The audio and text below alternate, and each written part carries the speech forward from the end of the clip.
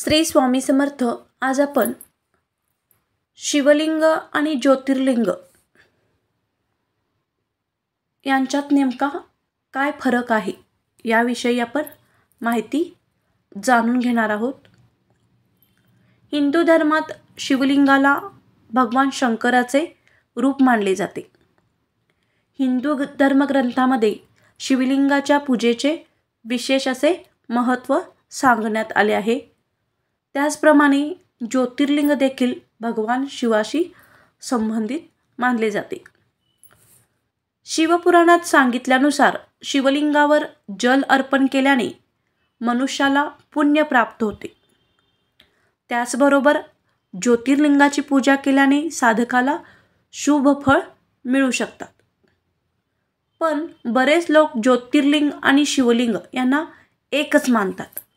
पण ज्योतिर्लिंग आणि शिवलिंग यांच्यात खूप फरक आहे. तर प्रथम आपण ज्योतिर्लिंगाचा अर्थ पाहूया. देशभरात प्रामुख्याने 12 ज्योतिर्लिंगाची स्थापना झालेली आहे. शिवपुराणानुसार जिथे जिथे ज्योतिर्लिंगाची स्थापना केली जाते तिथे तिथे भगवान शिव स्वतः प्रकाशाच्या रूपात जन्मले होते अशी मान्यता आहे. अशा प्रकारे ज्योतिर्लिंग हे भगवान शंकराचे स्वरूप आहे, जे स्वयंभू आहे, म्हणजेच ते स्वतःच घडणार आहे. ही 12 ज्योतिर्लिंगे 12 राशीचे प्रतिनिधित्व करतात. त्यामुळे या 12 ज्योतिर्लिंगाचे विशेष महत्त्व मानले जाते. तसेच जो व्यक्ती आपल्या जीवनात या 12 ज्योतिर्लिंगाचे दर्शन घेतो तो भगवान शंकराचा विशेष आशीर्वाद प्राप्त करू शकतो अशी मान्यता आहे. देशातील 12 ज्योतिर्लिंगे कोणकोणती आहेत ती आपण पाहूया.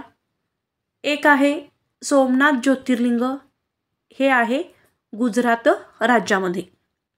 त्यानंतर आहे मल्लिकार्जुन ज्योतिर्लिंग, हे ज्योतिर्लिंग आंध्र प्रदेश राज्यात आहे. त्यानंतर आहे महाकालेश्वर ज्योतिर्लिंग, हे ज्योतिर्लिंग मध्य प्रदेश राज्यात आहे. त्यानंतर आहे ओंकारेश्वर ज्योतिर्लिंग, हे ज्योतिर्लिंग मध्य प्रदेश राज्यात आहे. केदारनाथ ज्योतिर्लिंग, हे ज्योतिर्लिंग उत्तराखंड राज्यात आहे. भीमाशंकर ज्योतिर्लिंग, हे महाराष्ट्र राज्यात आहे. काशी विश्वनाथ ज्योतिर्लिंग, हे उत्तर प्रदेश राज्यात आहे. त्र्यंबकेश्वर ज्योतिर्लिंग, हे महाराष्ट्र राज्यात आहे. वैद्यनाथ ज्योतिर्लिंग, हे झारखंड राज्यात आहे.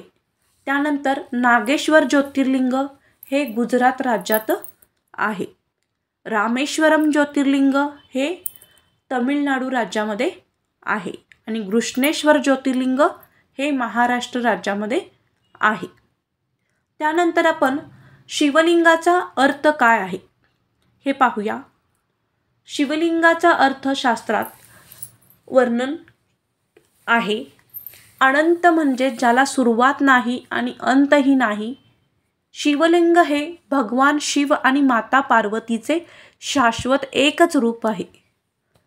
त्याचवेळी लिंग म्हणजे प्रतीक, त्यामुळे शिवलिंग हे शिवाचे प्रतीक मानले जाते. शिवलिंगाची निर्मिती मानवाने शिवाचे प्रतीक म्हणून केली आहे आणि पूजा करण्यासाठी मंदिरामध्ये स्थापना केली आहे. स्वयंभू मानली जाणारी अनेक शिवलिंगे आहेत. काही भक्त त्यांच्या घरातील मंदिरात शिवलिंगाची छोटीशी मूर्ती ठेवतात आणि त्यांची नियमित पूजा करतात. शिवलिंगाच्या पूजेदरम्यान भगवान शंकराला दूध, दही, फुले आणि फळेही अर्पण केली जातात. अशा प्रकारे शिवलिंग आणि ज्योतिर्लिंग यामध्ये फरक आहे. श्री स्वामी समर्थ.